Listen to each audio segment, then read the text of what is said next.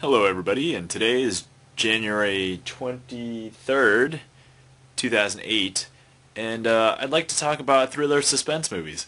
Now, this week I haven't really gotten a chance to really watch any movies that are newer, so, and I do have a lot of movies that I want to catch up on, so let's just go right to it. I want to review a bunch of thriller suspense movies.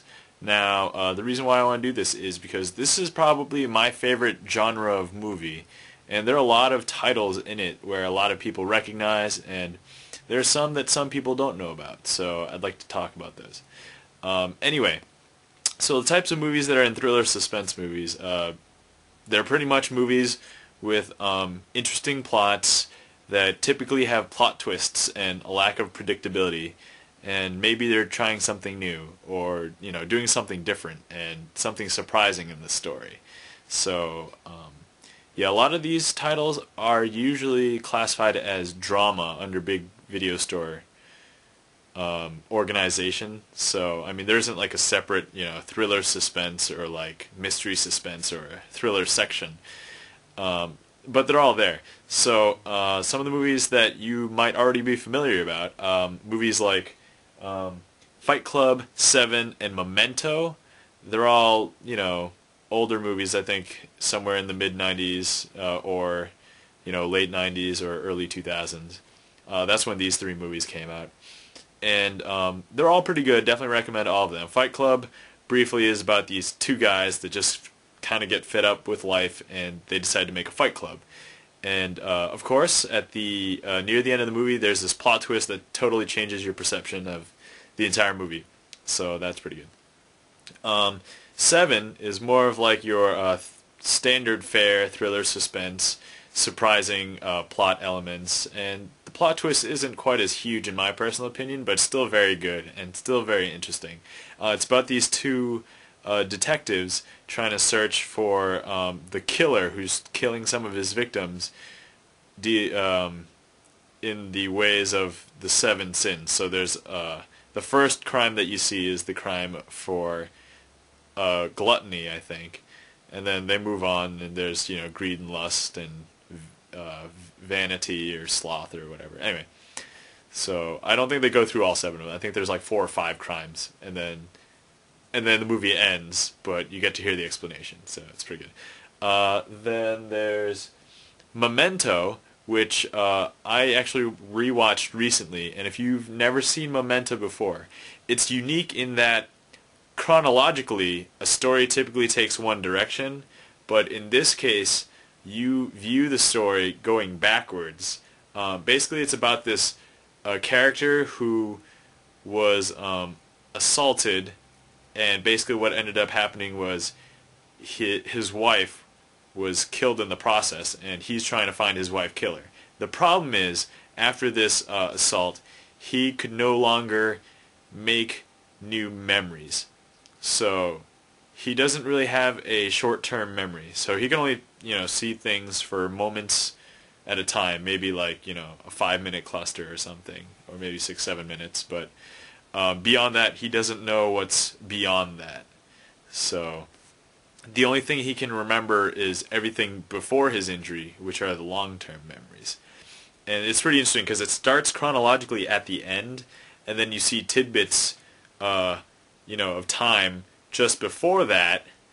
And it's really interesting because you see how all the events are led up to that point. Now, there's a few scenes where it cuts and it totally comes from nowhere, or, there's this surprising change of events that you didn't see that led up to the current events, which you would have never expected. So I definitely respect Memento for that. Let's see, what else? Some of my personal favorite movies are The Game, starring Michael Douglas, and Butterfly Effect. Now, let's start with Butterfly Effect. I don't think I've mentioned this before, or I may have, but it stars Ashton Kutcher. Now, I know a lot of people who just would not watch a movie with Ashton Kutcher in it. I don't know why, but, I mean, if he does a good movie, you should watch it, whether, you think he's a great actor or not. Now, a lot of people have this preconception that he's just a comedy actor, that he can't act. But I think time and time again he's proven, I think between Butterfly Effect and The Guardian, And I know most of his other roles have some sort of comedy in it, but I think for the most part, he can act. I think he does a good job. And the concept behind butterfly effect is if there's this kid doesn't remember his memories when he's younger, he has these blackouts, so he can't remember what happens during those times.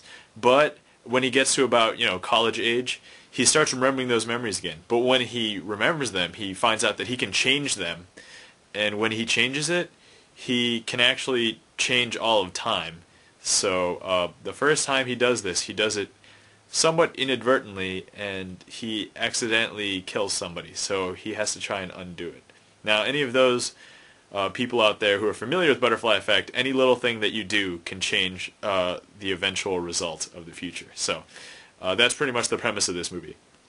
Very good story. A lot of people who are, I guess, faint of heart or sheltered, there's a lot of edgy things in this movie that other producers didn't want to touch. So, I mean, they briefly glance over, domestic abuse, then, drug abuse, some of the usual things. But then they also mention briefly, not really mentioned, but kind of in passing, a small theme of child pornography. And overall, the entire movie is just a very edgy, surprising movie. Now, the thing about Butterfly Effect is, if you saw it in the theater, it was totally different than director's cut. On the DVD that was sold, there's the director's cut version of the movie, which has pretty much one additional scene in it, and the ending is totally different. So if you decide to watch Butterfly Effect, I recommend the director's cut, mostly because I feel that the ending of the story makes much more sense than the other one. Well, I guess the theatrical one makes sense, but I don't feel that it works towards the story as well as, it should, or as it could, as the director's cut does. Other than that, that's pretty much that. So, let's see, what else? The Game, starring Michael Douglas. I usually specify The Game starring Michael Douglas mostly because there are a bunch of other movies called The Game, and some of them are like, softcore porn. But anyway, if you're into that kind of thing, that's fine. But if not, thriller suspense. The Game stars Michael Douglas and Sean Penn, A, two great actors right there. B, thriller suspense. C, I'm recommending it, so it's got to be good. Like, I work at a video store, I don't need to own movies. I own this one. So, anyway, it basically starts out with Michael Douglas. He plays a character named Nicholas Van Orton, who's the richest man in the world. His brother, Sean Penn, who basically has to get him a birthday gift. And what do you get the richest man in the world as a birthday gift? Anyway, so he decides to get him an invitation to the game.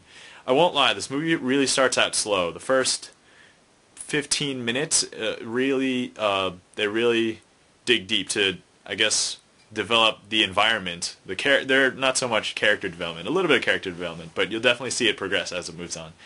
And his brother gets him this invitation to a mysterious game that nobody knows about or is willing to explain. And when the game starts, people start messing with his life. So, anyway, stuff goes down. It's pretty good. I want to say if you've never really watched thriller suspense movies before, you're probably not going to be able to guess the ending of this movie. But if you have, or you have some sense of how a story like this should go, you might be able to predict it. I watched it, despite the fact that I kind of had a feeling it was coming, but it is so ridiculous towards the end. So, definitely recommend that. Now, some of the other movies that are newer that fall under this thriller suspense category that aren't quite, new. They're maybe about a couple years old new, or a few years old new. Like Identity, The Jacket, and The Machinist. Now, let's talk about Identity. This stars John Cusack. Now, in the last few years, I've noticed that John Cusack has been taking a lot of different roles. Like, before you used to see him, taking romantic comedy roles or just comedy roles, and, but now you're starting to see him do a lot of different things. Like, you've seen him do this, more recently, a movie called 1408. But, I definitely like him for that. So, anyway,